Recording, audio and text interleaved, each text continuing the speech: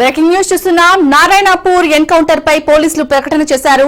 27 మంది మృతుల్లో 14 మంది మహిళా మావోయిస్టులు ఉన్నారని తెలిపారు. మృతులకు పోస్ట్ మార్టం గుర్తింపు ప్రక్రియ పూర్తయిందన్నారు. ఎన్కౌంటర్ మావోయిస్టు ప్రధాన కార్యదర్శి మృతి చెందినట్టు వెల్లడించారు.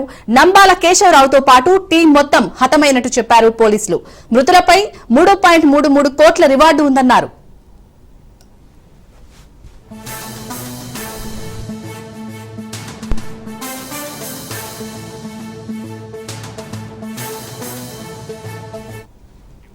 ఇక ఇటు మరోవైపు నంబలాది ఫేక్ ఎన్కౌంటర్ అని పౌర హక్కుల సంఘాలు ఆరోపిస్తున్నాయి. ఒడిశాలో ఆసుపత్రి నుంచి పట్టుకొచ్చి చంపారని ఆరోపణలు వస్తున్నాయి. దీనిపై సుప్రీం జడ్జితో న్యాయ విచారణ జరపాలని డిమాండ్ చేస్తున్నాయి. ఆపరేషన్ నిలిపివేసి శాంతి చర్చలు జరపాలని కోరుతున్నారు వామపక్షాల నేతలు. ఆపరేషన్ కగార్ పై వామపక్షాలు, పౌర ప్రజా సంఘాలు ఆందోళనలు చేస్తున్నాయి. నంబాల మృతదేహం అప్పగించడంలో అధికారులు జాప్యం చేస్తున్నారని మండిపడుతున్నారు.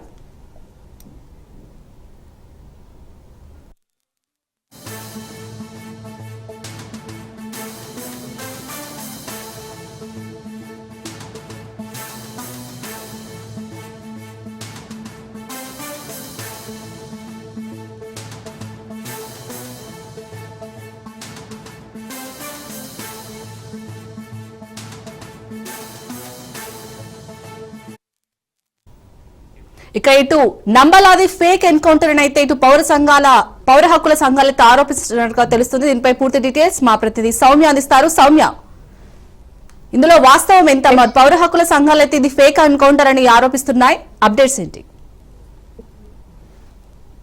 శాలిని, మనం చూసుకున్నట్లయితే ఏదైతే నారాయణపూర్ ఎన్కౌంటర్ లో మనం చూస్తున్నట్లయితే కేంద్ర ప్రభుత్వం ఆపరేషన్ కగార్ పేరుతో ఇప్పటికే మావోయిస్టుల ఏరువేత ప్రధాన లక్ష్యంగా పలుమార్లు దాడులు చేసింది. అయితే ఈ మధ్య కాలంలో చాలా మంది మావోయిస్టుల్ని మట్టు పెట్టిందని కూడా మనం చెప్పుకోవచ్చు. అయితే మొన్న ప్రధానంగా జరిగినటువంటి నారాయణపూర్ అడవుల్లో జరిగినటువంటి కాల్పుల్లో ఏదైతే మావోయిస్టుల ప్రధాన కార్యదర్శి అనేటువంటి నారాయణపూర్ చెంది ఏదైతే మావోయిస్టుల ప్రధాన కార్యదర్శి అయినటువంటి కేశవరావు, అదేవిధంగా ఆయన టీం మొత్తం కూడా 27 మంది హతమర్చారని చెప్పి పోలీసులు అయితే అఫీషియల్ గా కూడా అనౌన్స్ చేయడం జరిగింది. అయితే ఇప్పటికే వాళ్ళకి సంబంధించినటువంటి పోస్ట్ మార్టం అన్ని కూడా కంప్లీట్ చేసుకొని ఎవరెవరని గుర్తించడం కూడా జరిగి అఫీషియల్ గా అనౌన్స్ కూడా చేసింది ప్రభుత్వం. అయితే దీనికి సంబంధించి చూసుకున్నట్లయితే ఆ కేశవరావుని చేరుకోవాలి అంటేనే ఒక సాధారణ మావోయిస్టుని చేరుకోవడానికి పోలీసులు నానా కష్టాలు పడాలి. అంటే అలాంటిది ప్రధాన కార్యదర్శి అనేటువంటి కేశవరావుని హతమర్చాలి అంటే 3 అంచెల భద్రతా బలగాల్ని దాటుకొని మరి ఆ పోలీసులు వాళ్ళ మీద అటాక్ చేయాల్సినటువంటి పని ఉంది. అయితే ఈ నేపథ్యంలో ఇప్పటికే కేశవరావు టీం మీద మనం చూస్తున్నట్లయితే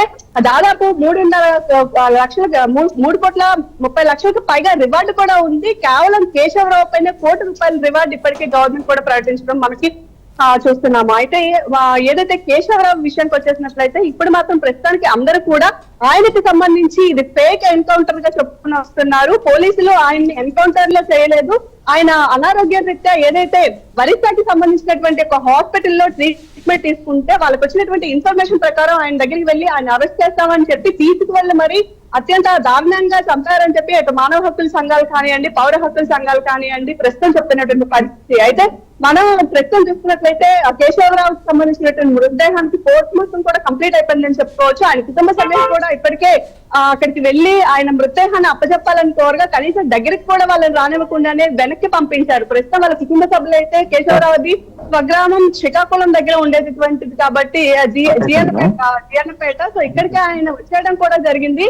వాళ్ళ కుటుంబ సభ్యులందరూ కూడా ప్రస్తుతానికి ఇక్కడ చేరుకున్నారు. డెడ్ బాడీని మాత్రం ఇంకా కుటుంబ సభ్యులకి అప్పచెప్పలేదు. అయితే దీని మీద కుటుంబ సభ్యులు కూడా ఏవైతే మానవ హక్కు సంఘాలు ఉన్నాయో వాళ్ళతో కలిపి రిట్ పిటిషన్ కోర్టులో వేస్తారని కూడా మనకు తెలుస్తుంది. Right, thank you Soumya.